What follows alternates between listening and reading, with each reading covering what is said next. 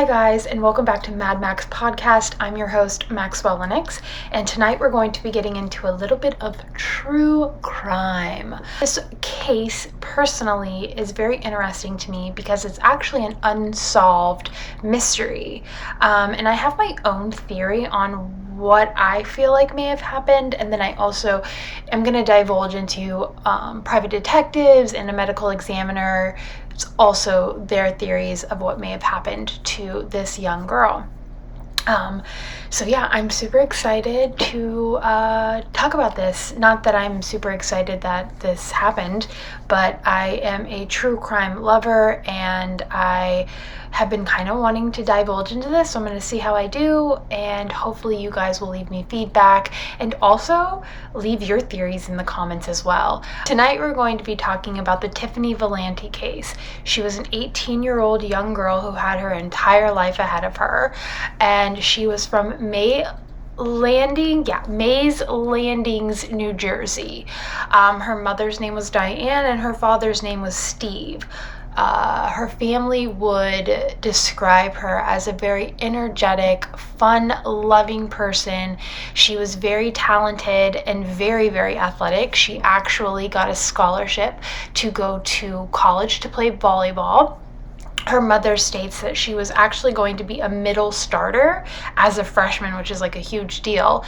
You think about that, like when you are going to college and it's your first year, like you're really, really lucky if you even get to play, let alone being a starter as a freshman, which speaks a lot about her dedication and how good she really was at the sport. Let's go to the night that this happened. This was July 12th, 2015 in Mays Landing, New Jersey.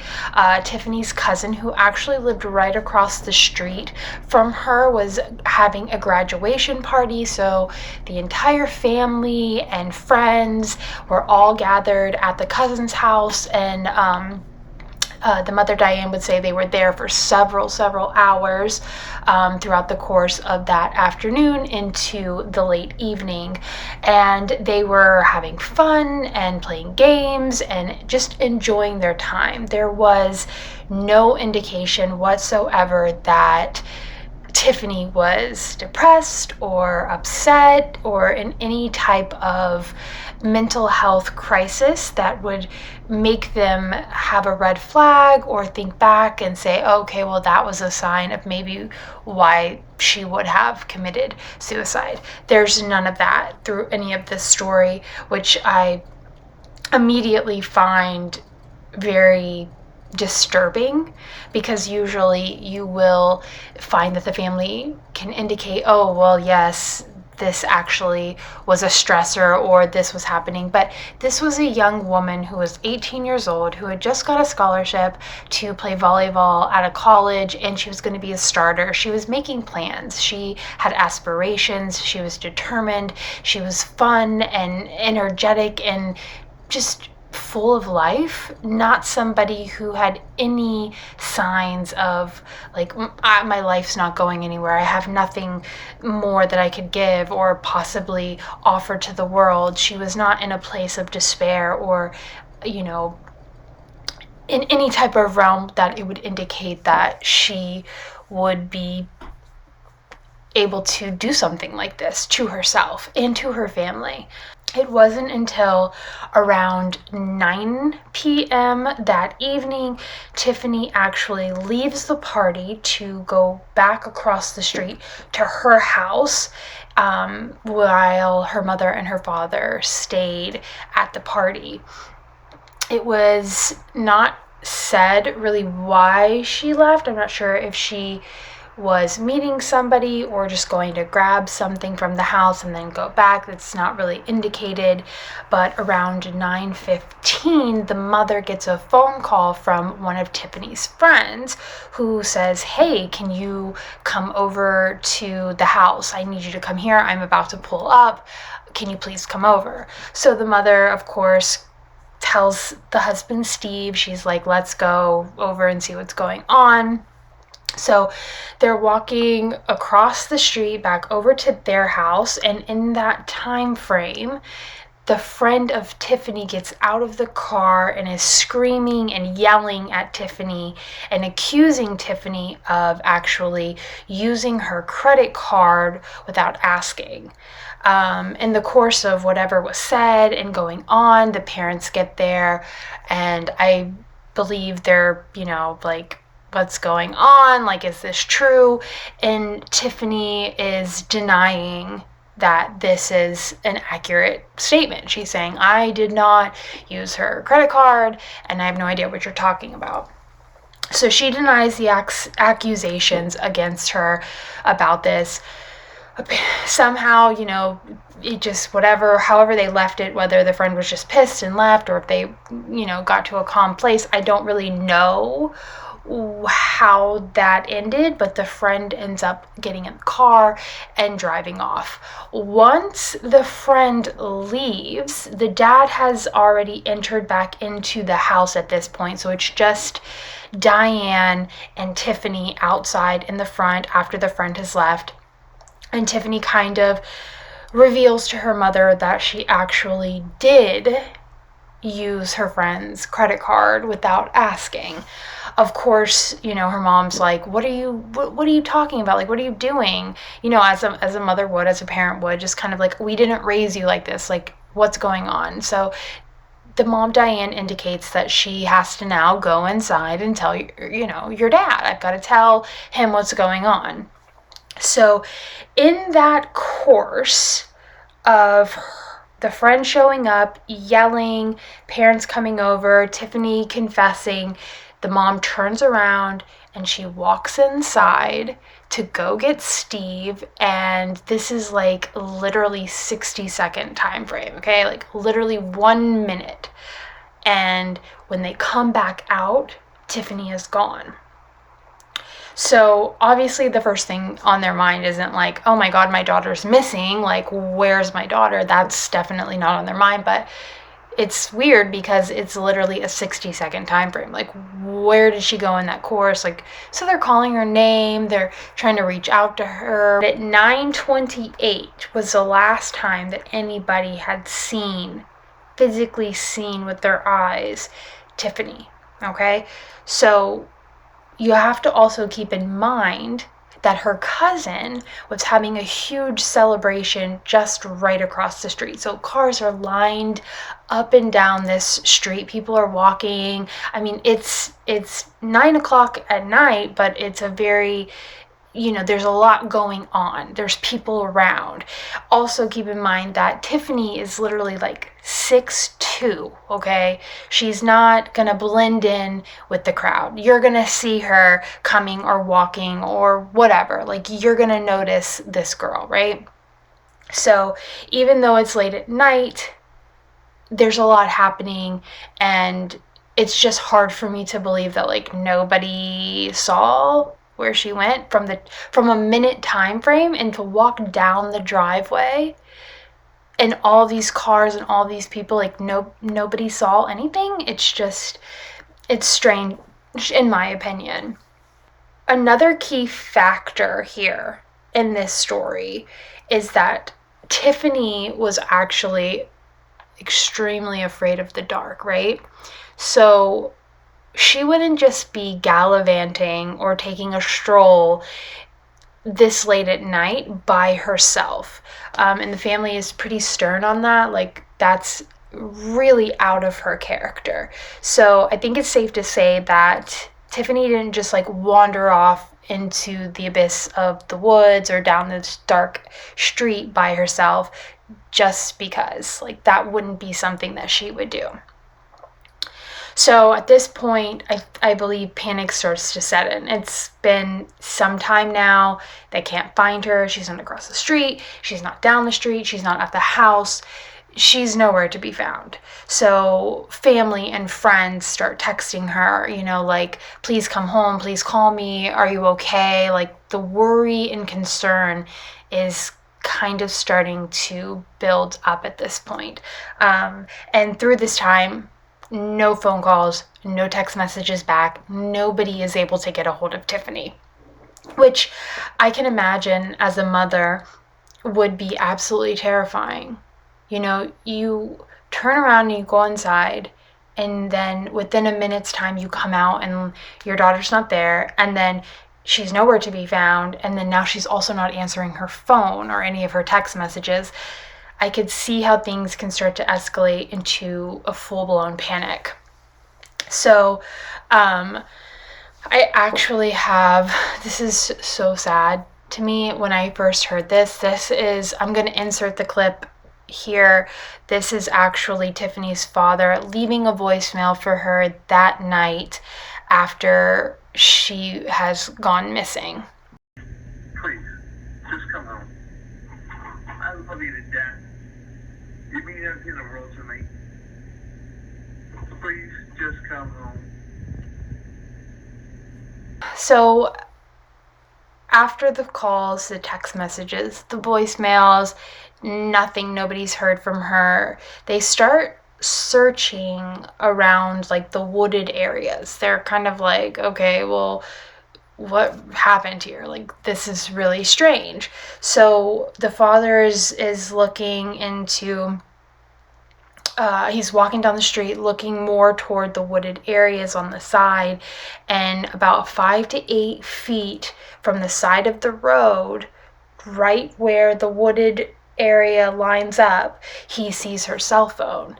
And this is like just down the street from their actual house. So this isn't too far, but her cell phone is literally 8 feet from the road, right on the edge line of the woods. And I feel like at that moment you can go, okay, something's not right here, because this is an 18-year-old girl. I'm 34 years old, and my phone does not leave my hand. It's glued to my hip. If I walk out of some people might not be as bad as me, but if I walk out of a room and I don't have my phone, I feel completely like, what's going on? Like, I need my phone. Who's texting me? Who's calling me? So for an 18-year-old girl, that's pretty abnormal, in my opinion. And also in her parents. Like they said, that phone never left her side. Her dad basically said she showered with that phone.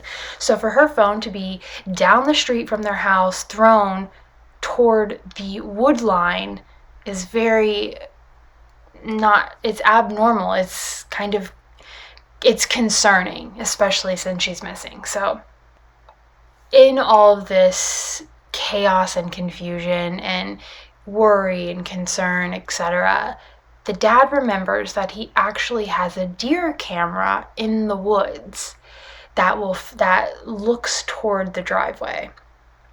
So they go back home and they go look at the deer footage that they have, or the deer camera footage, whatever, however you say that. So it shows, the deer camera shows Tiffany walking down the driveway at 9:28 p.m. Okay? It then shows her parents coming out at 9:29 p.m. and Tiffany was gone.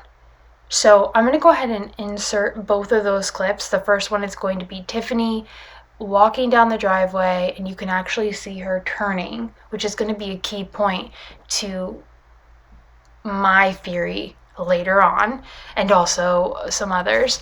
And then I'm also going to insert the clip of her parents coming out literally 60 seconds later, and Tiffany is just nowhere to be found.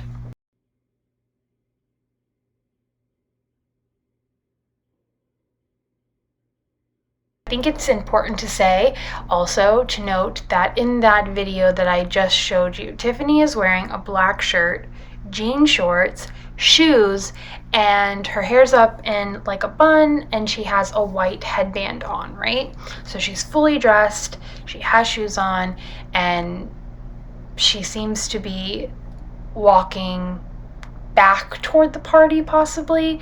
The way the camera views it, the mother's theory, and also now my theory too, is when the camera captures her, she's turned Like if someone said, "Hey, Tiffany," or she heard something, or something caught her attention to make her turn back. Okay? So the mother believes that somebody actually called her name to get her attention. Who that is, we don't know. Unfortunately, but it does indicate to me in that shot that she heard something, or somebody was calling out her name. Something made her turn her head around and say, okay, well, what? Or what was that? Or whatever. The uncle was called at this point to go help search for Tiffany, right?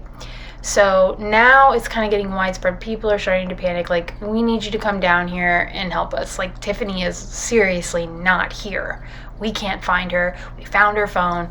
So the uncle gets called. The uncle comes in. First place he wants to go check is actually his mom's house, which would be Tiffany's grandma. He figures, okay, maybe she's upset and she just walked there. The grandmother's house was also just down the street, okay?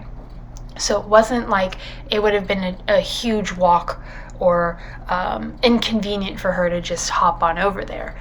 So they get to the grandma's house. Obviously, Tiffany's not there. He felt like he needed to go search further outside of just the neighborhood road that they had been previously calling out for her and searching. So he actually goes and he decides that he's going to turn down this certain road that comes to a railroad crossing, okay? And at this point, you can actually you can turn down another road that follows along the train tracks, which this is where the Jersey Transit can go, that you can drive back there basically if they ever needed to. So this is like a gravel road, and he decides to head back that way. Well, he realizes that there's like police and all of, it's not taped off, but like something's going on. And so he goes up to one of the officers and he's like, hey, have you happened to see my niece? She's 6'2". He starts to describe what she's wearing, etc., etc. And the officer is like, no, but we do have somebody who was just hit by the train, and we do believe that it's a female. So he was pretty positive that it could possibly be Tiffany. And so he asked the uncle if he was able to make an identification of Tiffany. And so the uncle says, yes, I can go ahead and identify her. And he then goes back with the officer, and sadly, it was Tiffany. And, I think it should be noted that the uncle said it's the most horrific thing he's ever had to do and see. And thankfully, he was able to be the one to identify, because he does not believe that her parents would have ever been able to come back from seeing that scene. So, which, I could not imagine having to identify anybody that I loved, but let alone your own child. So I can understand why he felt that way. He is going to be escorted by one of the Jersey police officers back to his brother's house to relay the news to Diane and Steve that their daughter has been killed by a train. So at this point, okay, this is 9:28 p.m. Last time anybody ever seen Tiffany, that was on the Deer camera. To fast forward 2:30 a.m., the police officer and the uncle show up to Diane and Steve and deliver the message that Tiffany has been killed. So that's your time frame. About 9:30 to 2:30. What happened in that length of time, right? And so that's kind of what we're going to discuss.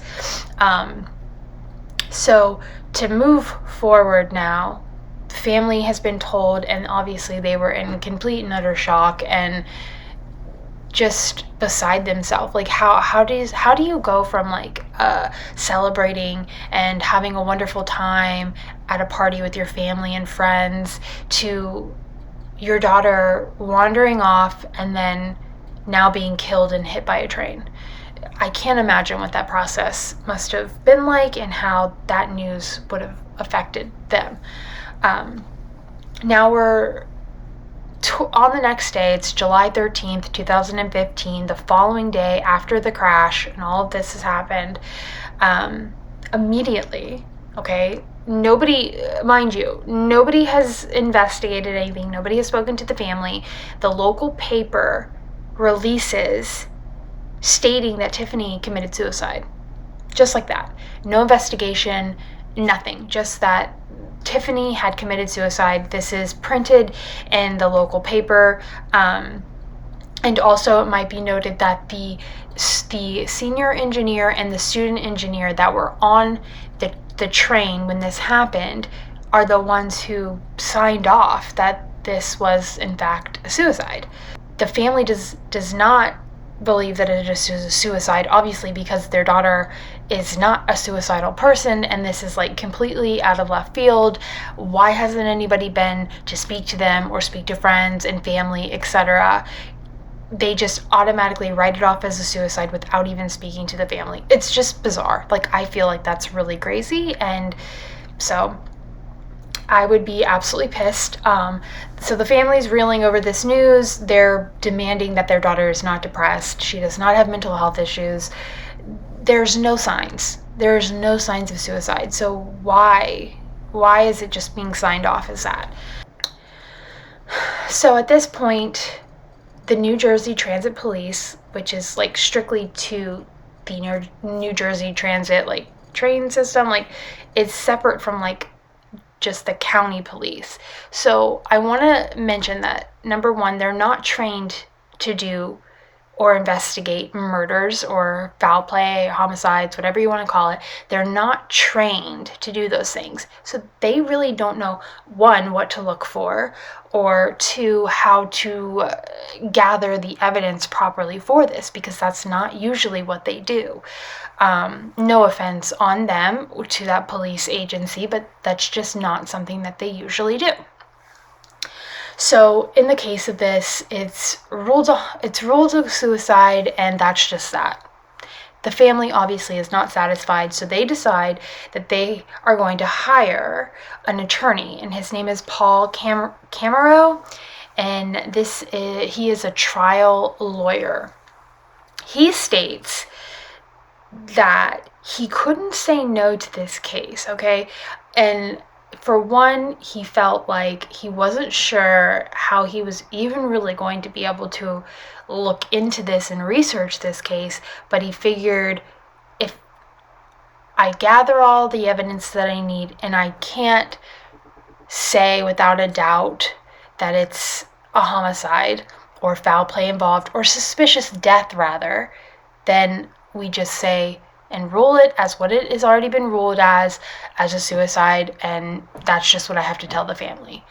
But after gathering the reports and everything that he found, he was not able to conclude that it was a suicide. That never happened, and to this day, it's not something that he believes is true. So after going through the evidence and the reports, he never came to that conclusion, and his investigating begins. And same with the family. They go through this long investigation of really trying to figure out what happened to Tiffany, their daughter, their beloved daughter. I mean, this girl was literally doted on by her family and her friends. So in the report, this is important to know because the train left the station around 9:50 p.m. with about 60 passengers and crew on board. At mile marker 45, it was about 11:12 p.m. So it left at 9:50, okay? That's when it left the station.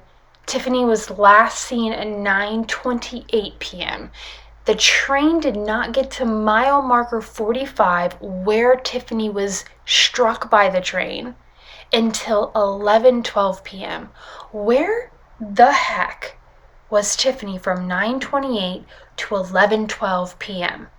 And this was only 2 miles from her house. Where is all there's no account for the rest of that time. She wasn't just, it didn't take her hours to walk 2 miles. No. It was dark, number one, and how long does it take you to walk 2 miles? I mean, that's just kind of, it's not feasible to me. There's too much missing time in between for her to just be wandering to this location for hours. Mile marker 45, where it's at, it's a very long, very dark stretch of track where Tiffany was actually impacted by this train. When the train was examined for impact, this is very important, it showed that the damage was actually on the lower left side of the train, closest to the tracks. So not someone standing straight up and the train hitting them head on, or not somebody coming from the side and kind of jumping. It's on the very low side, like maybe somebody was laying down and they were hit on that left side. That's very important, very key. That right there is, I think, what really sold it for me, that there's something more sinister going on than just a young girl who didn't want to be alive anymore, and that's the only way out that she saw. It just, again, the evidence for that is not there for me. There were, like I said, 2 engineers that were aboard the train. There was the senior engineer, and then there was the student engineer, which that night they both signed the report, okay, that stated that Tiffany dove in front of the train. Both of them signed this report, signed off on it. That's what happened. But here's the problem. 6 days later, the senior engineer was put under oath to give his testimonial of what he saw, and this is exactly what he says. I was talking to the conductor. I never saw her. I was turned around. So the senior engineer is no longer able to give a true statement, as he was completely turned around. He didn't even see the impact happen. He has no idea, right? So, and I'm not like blaming or saying anything, mean about the engineer, the senior engineer, or the student engineer. I can't imagine striking a body and seeing that and not having some type of shock or trauma. I mean, hello, like anybody would be absolutely traumatized by that. So for them to not really recall, like in that moment, the night that it happened, I get it. So 6 days later, he's probably a little bit more calmer, has a fresher mind to really go back and say, okay, you know what? Actually, I wasn't looking at the tracks. I didn't see her. Now we look at what the student engineer said the night of the incident. And the night of the incident, like I said, both of them signed off as a suicide. The senior engineer, the night of the incident, says that she dove in front of the train, but then 6 days later, he recants that and says that he didn't see her. The student engineer, the night of the incident, says he was asked by the detective, when did you first see her? And he answered, the night of the incident, I didn't see her until I was right on top of her. 10 days later, he's put under oath, right? And he says he sees something about a half a mile away. Then he sees something about a quarter mile away. And then I see a person jump out of the woods onto the tracks. The student engineer is the only eyewitness, might I mention, to this incident, and he's given several variations of what he's seen. Again, trauma, shock, I get it. But the only eyewitness is not very liable because one moment he doesn't see her at all until he's literally on top of her, which would indicate that she was laying down. And then the other time he's saying that he's seeing things in the distance over, a mile, a quarter of a mile, and then somebody dives out in front of the train, aka Tiffany. So his story is not really holding up. There's too many variations, and he's the only eyewitness, as the senior engineer came to the conclusion that he actually was not looking. He did not see her. Louise Hausman, which I'm assuming was hired by the family, she was a senior medical examiner for 20 years. And she weighs in on this case after examining what the actual medical examiner on the case went through. So she was stating that on a train, there's actually a black box that records everything during the train's transit. So it detects the speed, it detects if the headlights are on, if the emergency brake is pulled, if the horn is literally pressed, it records everything. And it's not a complicated recorder. It's a very easy recording to read. It's simple. It's not rocket science, basically. So in her findings of this, according to the recorder in that train that night, from the time the engineer sounded the horn, struck Tiffany, and applied the emergency brake, it was a total of 4.1 seconds. A train that was traveling 80 miles an hour. So what did he really think that he saw? Because in that 4.1 seconds, what did he really see? I mean, that's 1, 2, 3, 4. That's so quick, right? It's undetermined, and it's up for questioning, obviously, what he really saw. Did he really see her jump out of the woods in 4.1 seconds and dive in front of the train? Or did he really not see her until he was on top of her? Or was she lying on the tracks, and what he thought he saw as diving was actually her limbs kind of going everywhere. As nice as I can say that. I mean, that's an unpleasant sight and very sad. And obviously, again, I can't say this enough. The trauma, the shock. I mean, think about hitting somebody with just a car, but a train? Even so, on a dark path, a dark track,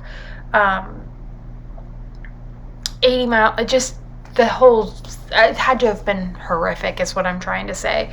So to me, it's really an undetermination of what he really, really witnessed in that 4.1 seconds. It's just not enough time for the brain to really grasp what they're seeing, in my opinion. Maybe he does know what he saw. I just don't think that his brain and what was actually happening could have comprehended that exact incident in 4.1 seconds, with just everything chaotically going on. Later on, through this process, the family decides to hire a private detective named Jim. And in Jim's findings, this is kind of his theory. As he jumped on, he also speaks about how it's a very dark wooded area where mile marker 45 is. Like I said, it's on a stretch of dark track, pretty much. It's just really wooded, very dark. It's just not an easy, accessible place to kind of get to. And might I say, why walk 2.6 miles from your home to that exact location on mile marker 45 just to be struck by a train? Why that spot and why that far? And why did it take you so long to get there?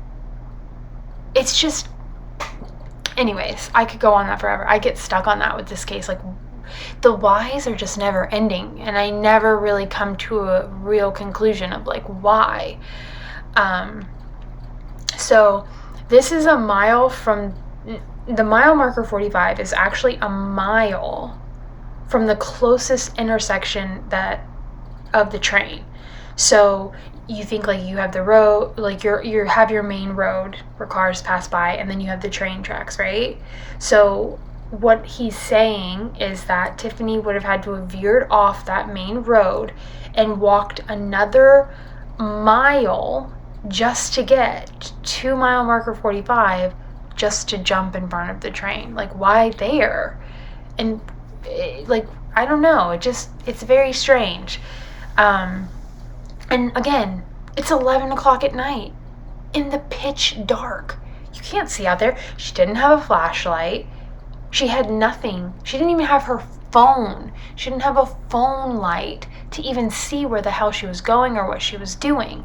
She was just walking in the pitch dark to get to this one particular place. Like, it's just not adding up. So there has literally been no indication that any investigation of foul play was ever conducted by the police. There was no autopsy performed, no rape kit, no DNA was ever tested, no organs examined, nothing. Why? This is the case of why, I swear. And I say that because, like, you just automatically were like, oh, okay, suicide. You didn't check anything else or any other avenues, even if you didn't want to completely veer off of suicide. It could have been left undetermined until further investigation. Like, you guys just, boom, done and done, sign off, it's a suicide. And just, it's not, none of the evidence, or circumstantial evidence rather, leads to the suicide theory at all. There was, however, a toxicology report that was done, and it came back clean. She didn't have alcohol in her system. She didn't have drugs in her system, which automatically should have been ruled an undetermined death. The body, unfortunately, was cremated the following day, so there's no way to exhume the body now and do a thorough investigation at this point, or gather any type of DNA that may have been left on her body. And that part is really sad, because it feels like there may never be a true answer to the family's unanswered questions. And really, they know it's not a suicide, but without evidence or DNA or anything like that, it's kind of hard to really pinpoint exactly what happened. It's just a theory or circumstantial.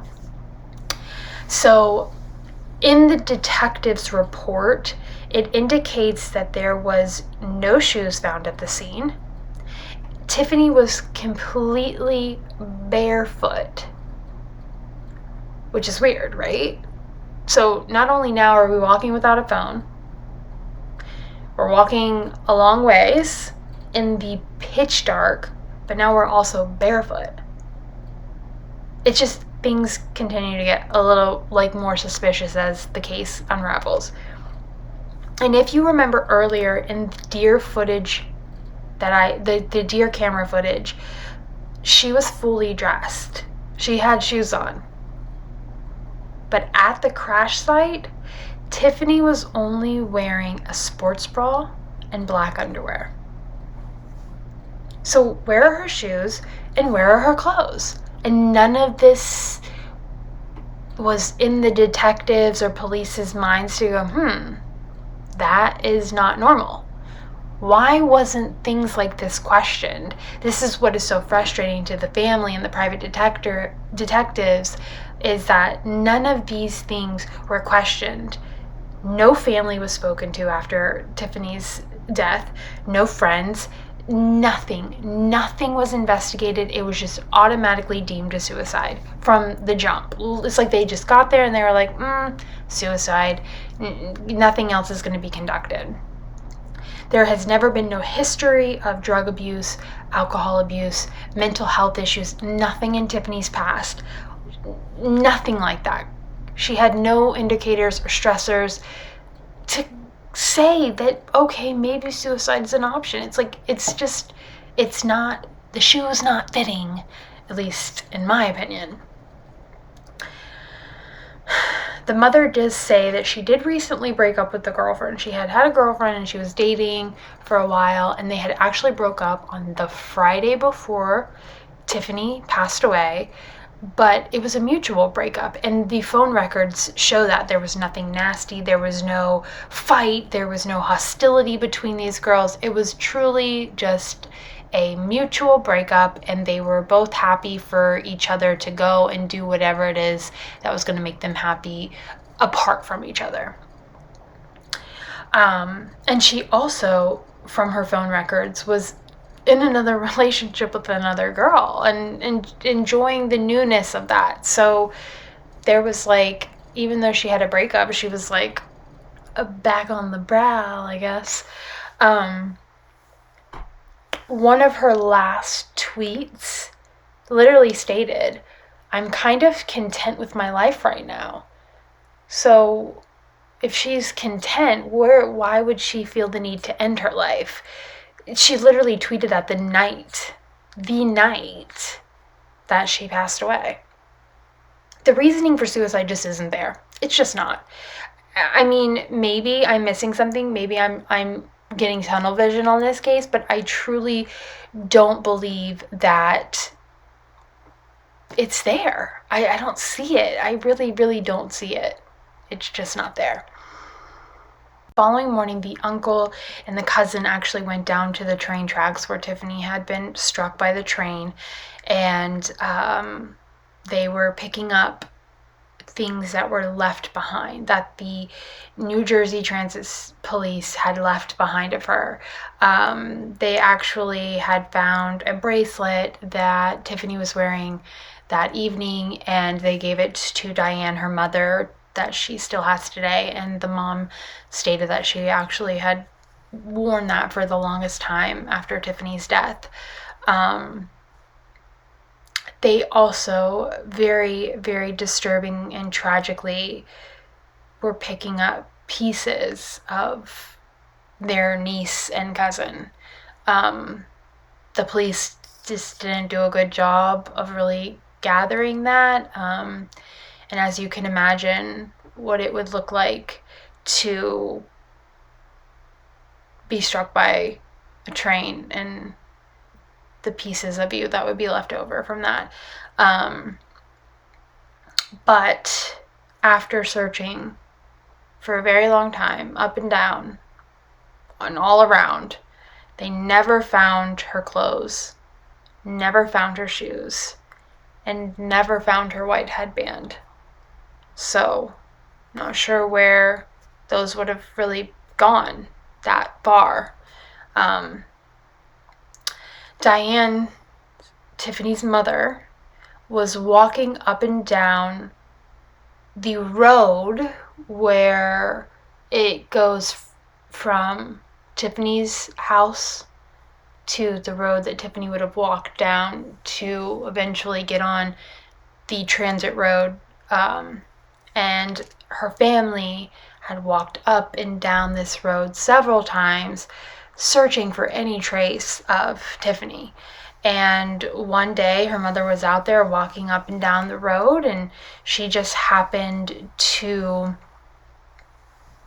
take a look more towards the wood line, and she actually came across Tiffany's shoes.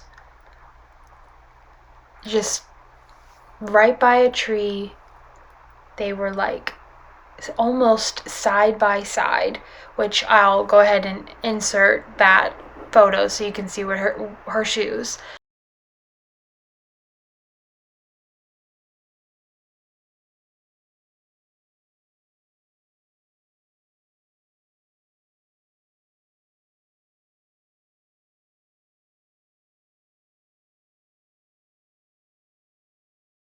The mom found the shoes and the white headband on this road that they had walked millions of times, looking, searching.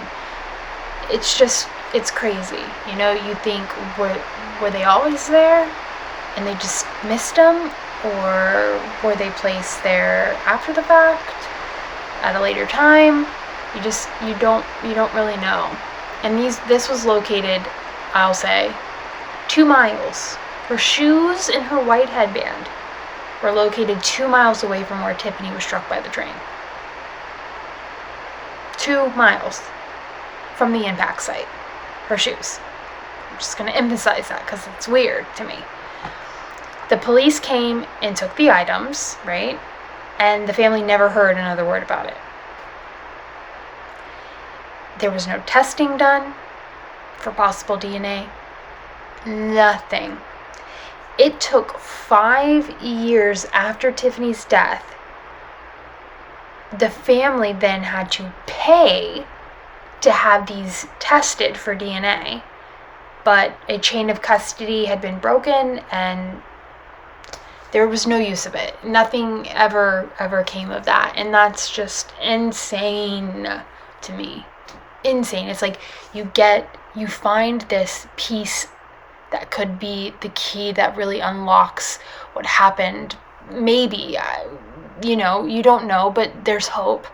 And it just gets thrown away again. Just down in the mud. Nothing.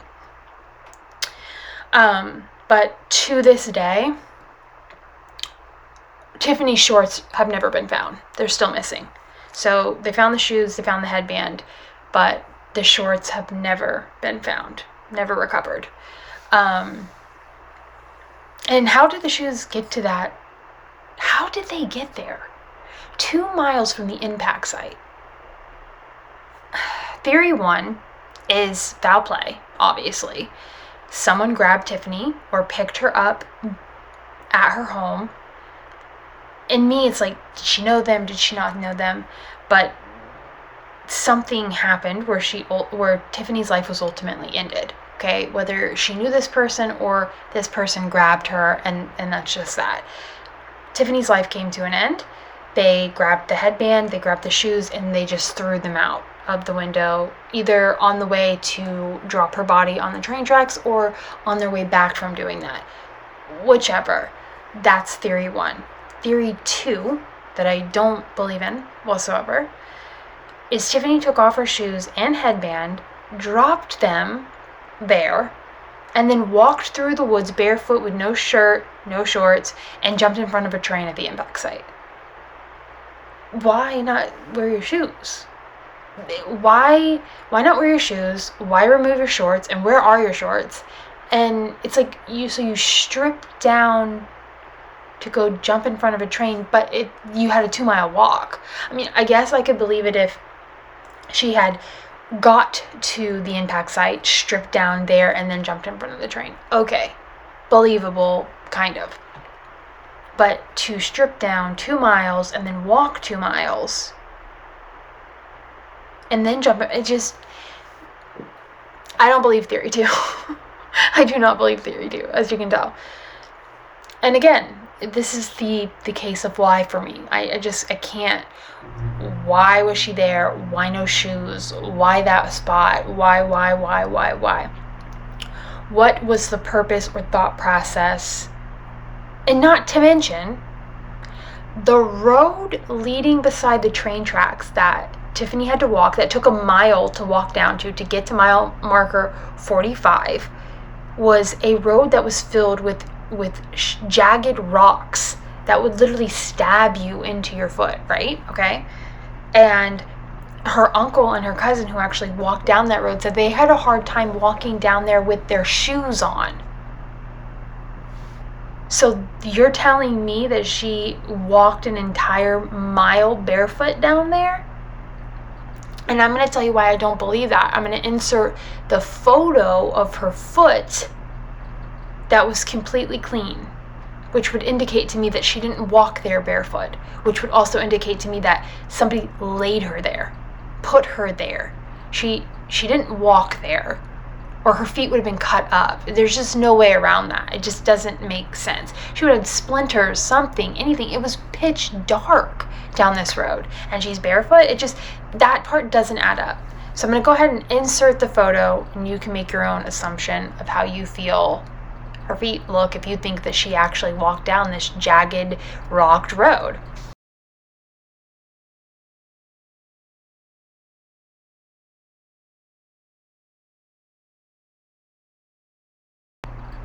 And to add another very strange encounter on the deer camera, which I'll go ahead and place back on here in a moment, is that you see Tiffany walking down the driveway, and then if you expand a little bit more, you see a motor vehicle headlights coming toward Tiffany.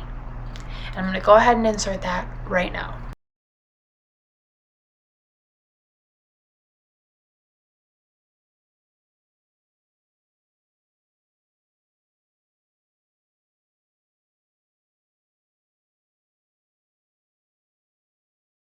So the theory to this is that Tiffany came in contact with that vehicle that was at the end of her driveway with the headlights on coming toward her, that she got in the car voluntarily, whether it be someone she knew or someone she thought she knew. And once she entered that car, the phone was taken and then thrown out the window, which would indicate why the father found it just down the way from their actual driveway. There is some evidence that can back up the theory of her being killed somewhere else and then laid on the tracks. The New Jersey Transit photos, like from the actual crime scene, which I'll go ahead and insert, show a dark pool of blood on the tracks, like clumped together on the particularly the left-hand side of the train tracks, which would indicate that Tiffany was already lying there bleeding. Okay? It's not going to be a pool like that of dark blood if she jumped in front of the train and was struck, right?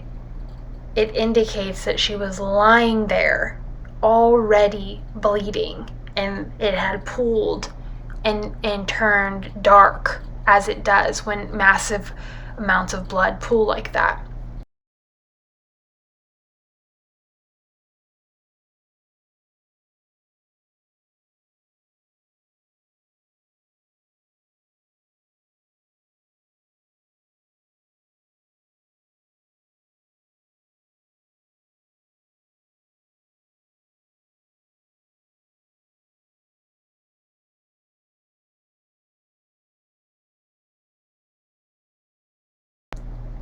To me, right there, that would have been, okay, question number one, something's not right.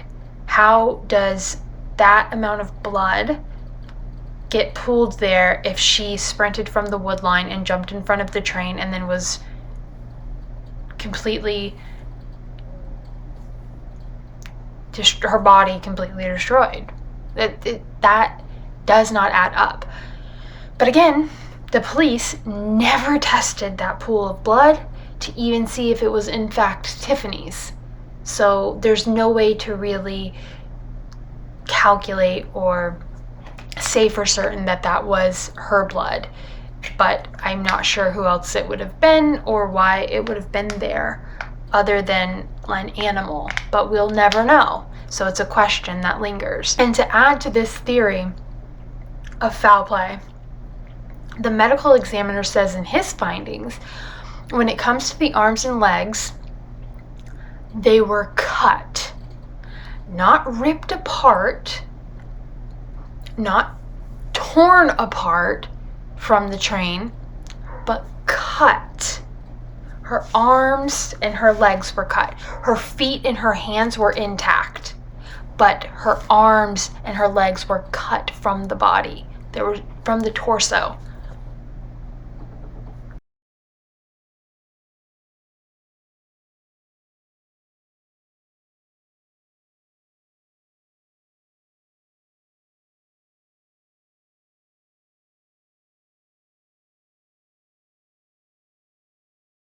If her legs were cut, right? If the legs were cut, how was she standing on the train tracks trying to be hit by the train? How was she sprinting from the wood line to the train to jump in front of it if her legs were cut off? Her legs and her arms were cut off. She wasn't running. She wasn't standing. She was placed there. Already dead, I'm assuming, and bleeding out, which is why that massive pool of blood was on the train tracks. I can't wrap my head around the fact that this has never been opened for investigation of anything other than suicide. Even undetermined, it needs to be looked at in a deeper light. But again, the body's been cremated. There's no way they can exhume the body to find DNA. Things just weren't done properly. So one of the last leads that was ever done on this case was the family had set up a hotline so people could call and give tips or anonymously say what they know. And the investigators actually got a call from a convenience store worker who overheard 3 boys or guys talking about Tiffany and the accident. Not that those boys actually did it, but that they knew who did or what happened and transpired. They were talking about 2 females and a male actually picked Tiffany up, then drove her to the train tracks, stripped her down, humiliated her, and then murdered her. This is what the convenience store worker said, right? And when those boys were then brought in for questioning, each one of them denied ever having that conversation or ever speaking of that. So again, nothing ever came of that. And whether that's true or not, we don't know. There's no way to really tell. Again, he was interviewed extensively under oath. It's just, the whole thing is just so sad. It's like you get a glimmer of hope in this case and then it's just squashed away.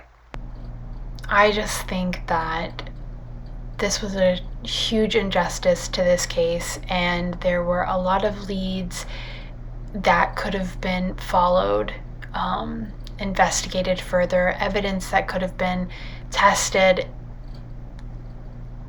and it wasn't. And I don't believe that there will ever really be a solid answer that will say this is exactly what happened.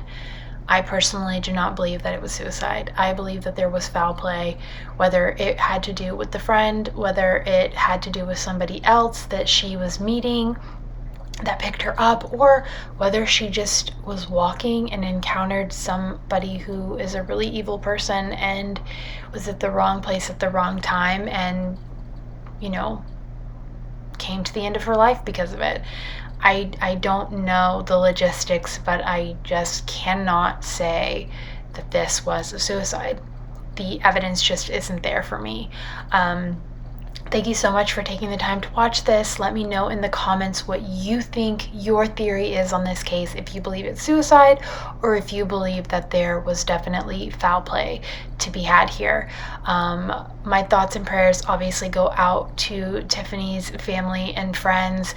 This is a absolutely tragic story, and her life was ended way too soon. She had so much going for her, and I truly believe that she could have done amazing things in her life, but it was unfortunately cut too short.